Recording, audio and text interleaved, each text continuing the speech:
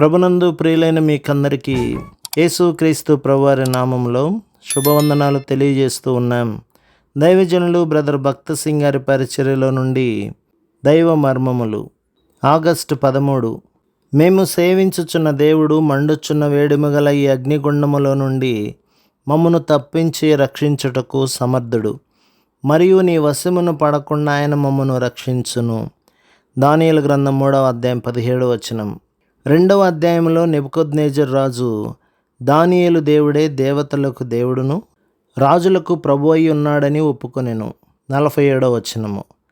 అతన్ని సంస్థానములోని మంత్రజ్ఞులు శకునగాండ్రు చెప్పలేకపోయిన తన కలను దానియేలు బయలుపరచెను.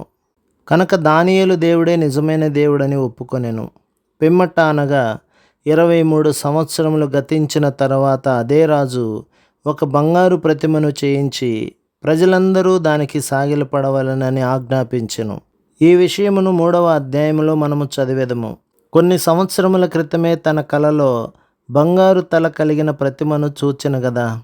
అయినను ఇప్పుడు తానే 90 అడుగుల ఎత్తు 10 అడుగుల వెడల్పు గల బంగారు ప్రతిమను చేయించెను. నెబుకద్నెజరు హృదయములో ఎంతో గర్వించిన వాడై ప్రజలందరూ తననే మ్రొక్కవలెనని కోరెను. తనకు కలిగిన ఐశ్వర్యము అధికారమును బట్టి ప్రజలందరూ తననే పూజించవలెనని ఆజ్ఞ ఇచ్చెను. రాజ్యంలో 3 యవనస్తులు అతని మాటలను నిరాకరించిరి. ఏమైనను సరే ఆ విగ్రహము ముందు సాగిలపడమని వారు నిశ్చయించుకొనిరి. అన్ని యుగములలో తనతో జతపనివారుగా ఉండుటకు జయించు వారిని కొందరిని ప్రభువు సిద్ధము చేయుచున్నాడు. అట్టివారు బహు స్వల్పము. దేవుడు ఆ కొద్దిమందినే సిద్ధపరిచి వారి ద్వారా శత్రువు పన్నాగములను విఫలపరచును. లోకరాజ్యములను కలవరపరచుటకు దేవుడు ఆ దినములలో 4 యవనస్తులను వాడుకొనెను. ఈ 4 నమ్మకత్వం ద్వారా ఆ దేశంలోని గారడివాండ్రు, జ్ఞానులు, మంత్రజ్ఞులు సిగ్గుపరచబడిరి. ఈ 4 యవనస్తుల వలె మనము కూడా అనేక అగ్ని పరీక్షల ద్వారా వెళ్ళవలసి ఉండును. అయితే ఈ పరీక్షలన్నీ మనలను జయించు వారినిగా చేయును. తత్ఫలితముగా మనము అన్నింటిలో అత్యధిక విజయము నొందువారమయ్యదము.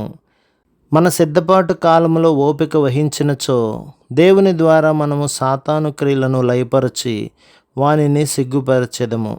నెబుకద్నెజరు పలికిన గర్వపు మాటలు వినుడి. నా చేతిలో నుండి మిమ్మను విడిపింపగల దేవుడు ఎక్కడున్నాడు? తన రాజ్యంలోని విద్వాంసులు, మంత్రజ్ఞులు తన సమస్యలను తీర్చలేని సమయంలో తన కష్ట దినములలో సజీవుడైన దేవుడున్నాడని, ఆయనే సహాయం చేయుటకు సమర్థుడని ఎరిగెను. ఇప్పుడైతే నా చేతిలో నుండి విడిపింపగల దేవుడెవరు అని పలుకుచున్నాడు. ఎంత బుద్ధిహీనత, ఎంత గుడ్డితనము!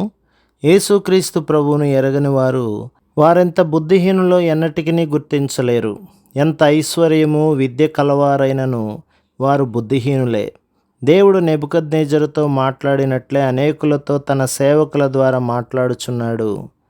ప్రభు మిమ్మును, మీ కుటుంబమును, మీ సంఘమును దీవించి ఆశీర్వదించునుగాక. ఆమేన్.